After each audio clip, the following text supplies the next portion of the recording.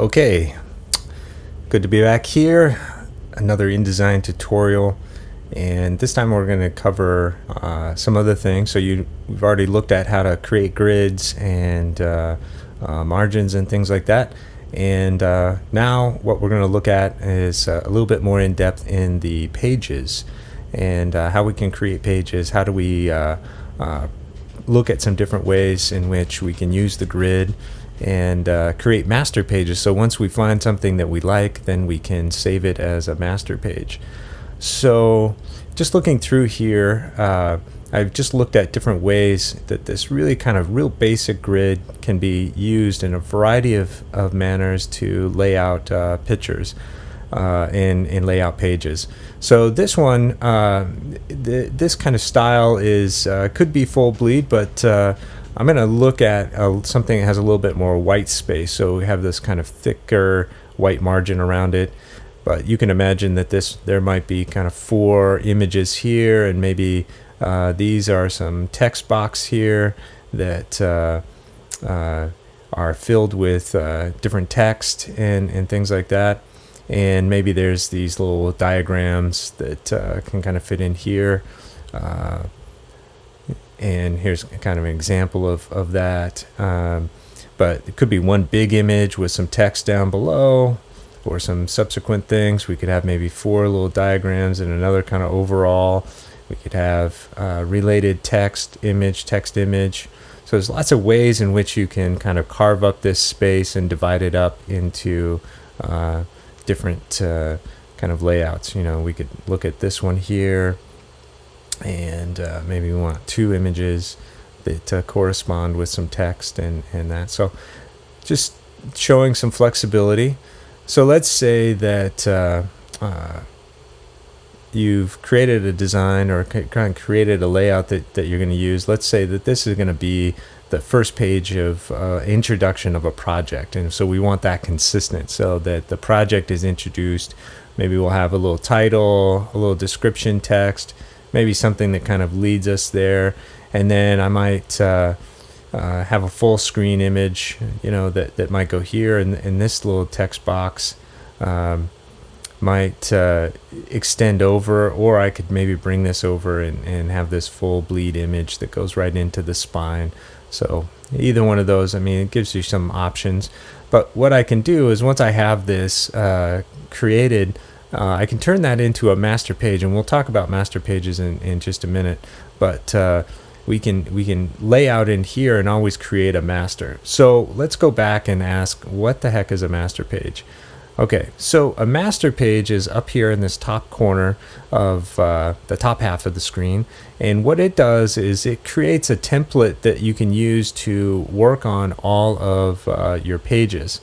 So I've looked at this. You normally come with a master. The A is the typology, and then you'll notice that A is replicated down here. A that's showing what template, what master page is being used, and you'll see that here is C, and C is this master page that I created. And then you'll look up here and it says this has an A. Well, what that means is that the underlying structure of this master page is still in A. So any change that I make in A is going to be affected here, but it's also going to be affected in every one of these things. So what this allows you to do is kind of make one change and it'll fix all of them. So let's say that I have my A master page here, and this is kind of its basic sense. A lot of times what I'll do is just make a master page be just the grid, as you can see here, right? And then a B master might be the basic layout of a typical kind of maybe diagram page. I might choose like this one here to be the B master, or whatever it wants to be.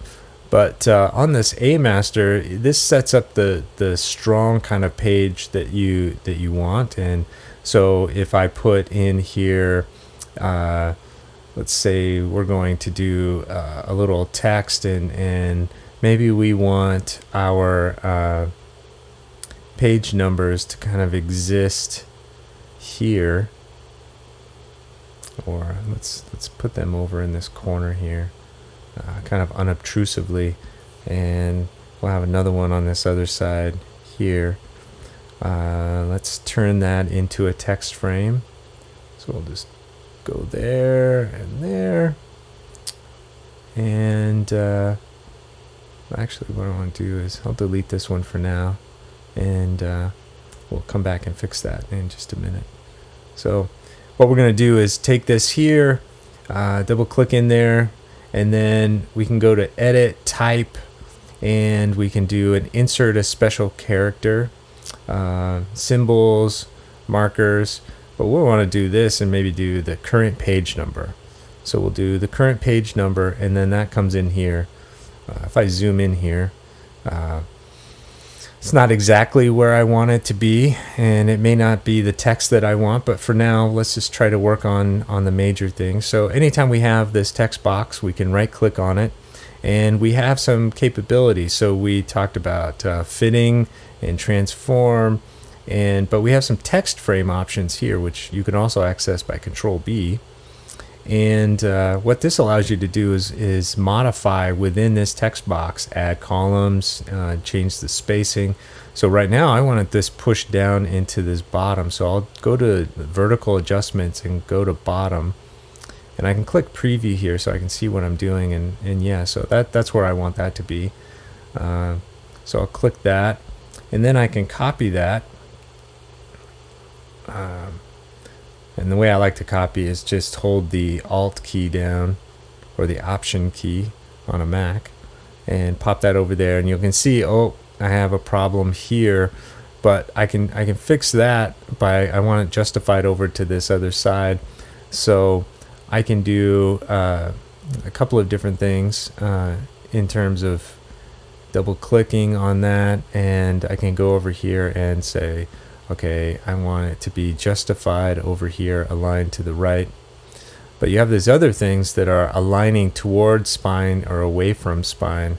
So if I did here and I align it away from the spine, it's going to go away from it and go from here. So that's one way that I can, with the same justification, use the same box. So let's say if I copy this back over here,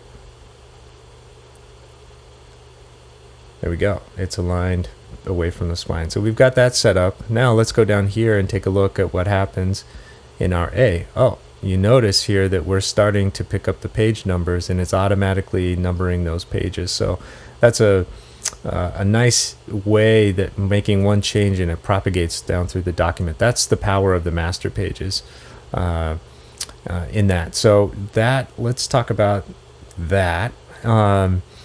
You want to have generally probably a master page that's a cover too. So you can do that, or you can just choose the one page to be a cover. But the whole point of the portfolio is to try to make sure that there's a consistency in the project.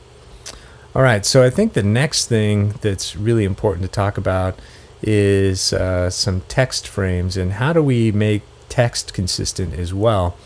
So if we go to Window and we go down to these styles, and we want to have particularly we want the paragraph style. So we want to make sure that those paragraph styles comes up, and that'll be this symbol over here, and that shows some paragraph styles that we create. And so what this does is automatically format our information. So if I click on the basic paragraph, you can see that that's created in such a way that I'm not liking that text so much.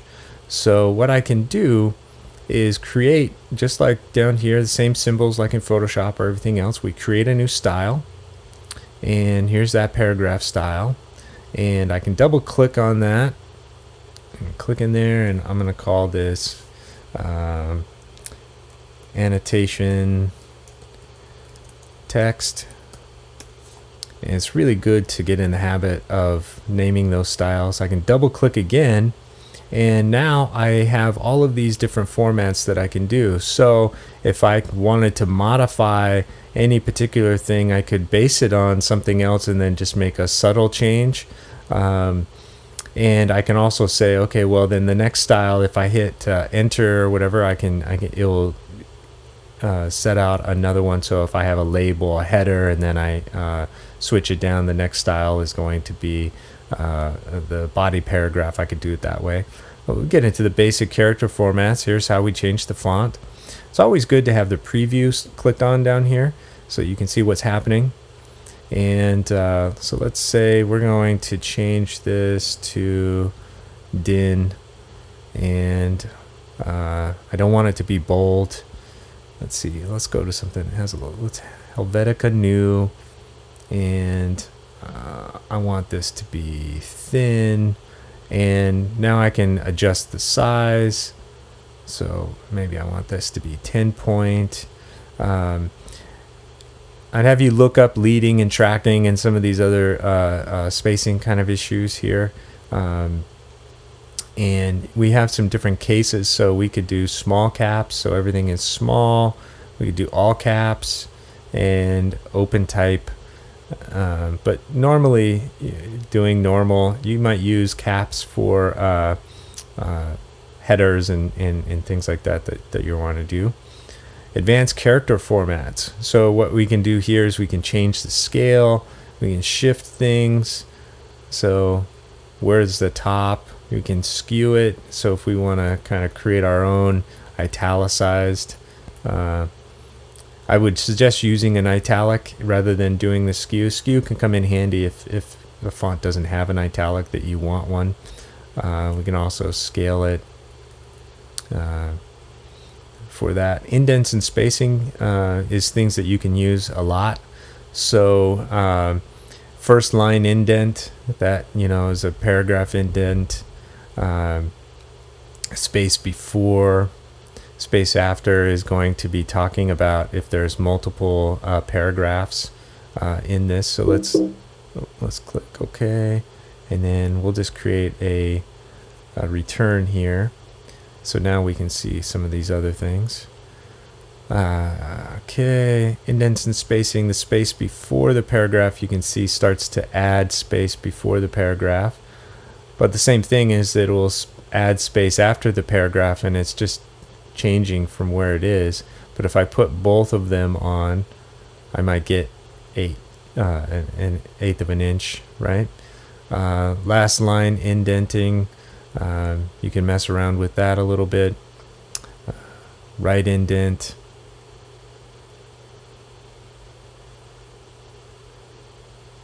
And you can go negatives. So sometimes you might do this with bullets and things like that, where you indent that in and then the first line indent kind of pulls out. So you can play around with that. It gives you a lot of different options to create your paragraph.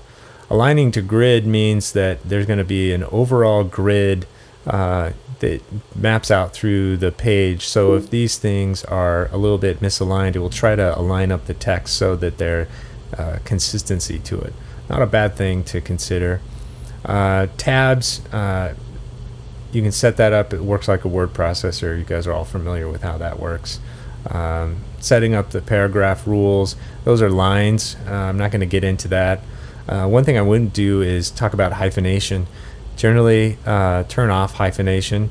It just looks poor, and especially for portfolios and stuff where there's not like significant text and there's that we have to cram into a place with that.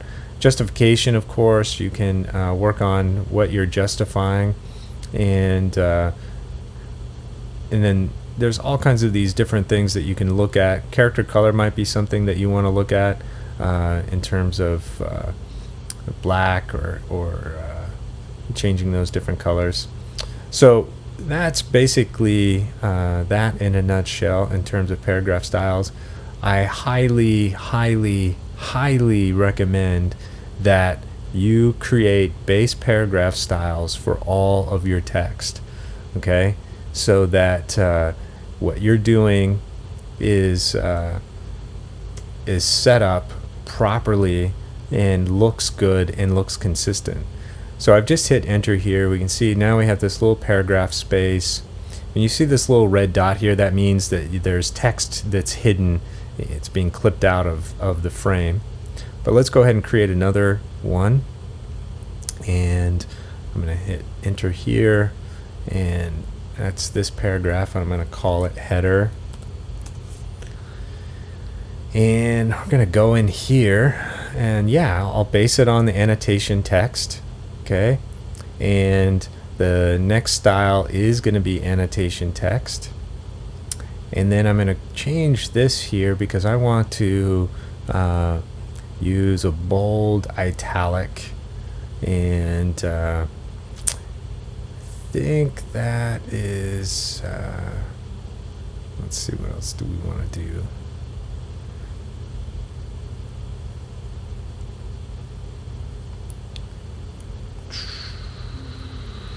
We'll do a little tracking. And so tracking, what it does is adds some space in between words.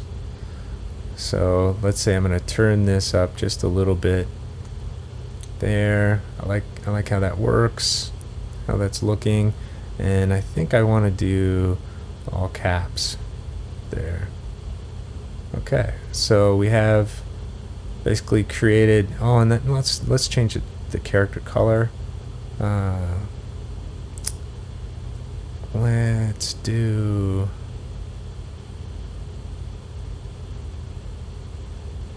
Sure, let's do this kind of red. All right, so now we can kind of see how this looks, and so let's make this kind of a proper header there. Okay, so now we've set up this text and these text styles, and you'll notice that I have multiple text styles in the frame, and that's going to be based on the paragraph. So you know how I hit enter there. So if I wanted to change this, if I'm clicking in here and I went to basic paragraph, it's going to change just that paragraph. So create that annotation text. So same thing as here is that I can apply it by the frame and say, okay, I want this to be annotation text too, and then I want this to be a header, and we start to see that that becomes the whole header. We can also just click in there and do a header. Okay, so that gives you a sensibility of using paragraph styles. Paragraph styles, just set them up, and you can organize them too, just like you would others. So we might have a style group that might talk about headers and paragraph styles and annotation styles, so you can organize your pieces just like you would in Photoshop, as we talked about. Okay, so that is the major kind of pieces with using paragraph styles.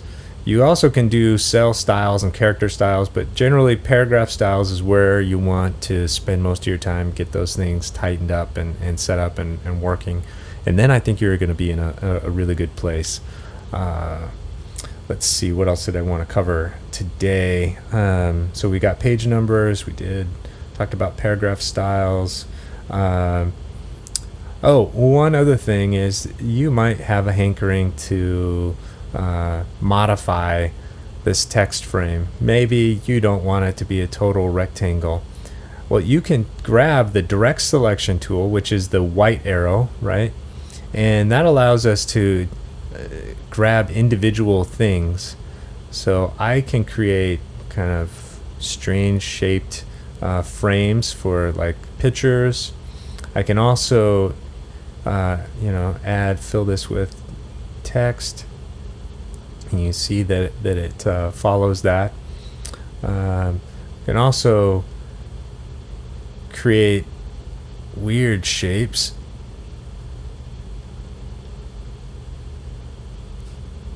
And object, content, text, and then we can edit, fill with placeholder text. So all these different kind of options that you can do, we might want to So over here we have this kind of stroke, we have this pen tool, so you have this black outline. Maybe we didn't want to see that. We can go up here to where it says stroke and say none, and then we won't see it. A little trick, if you want to preview pages, you hold Shift and W and you can see the pages without all the grid lines and everything. You can go through your board and kind of see how it's laying out that way. So those are my kind of tips and tricks for working in InDesign. Probably pretty much everything that you need to know to get started and to work on the project. And if there's any questions, let the TAs know. Okay. Have a good Thanksgiving.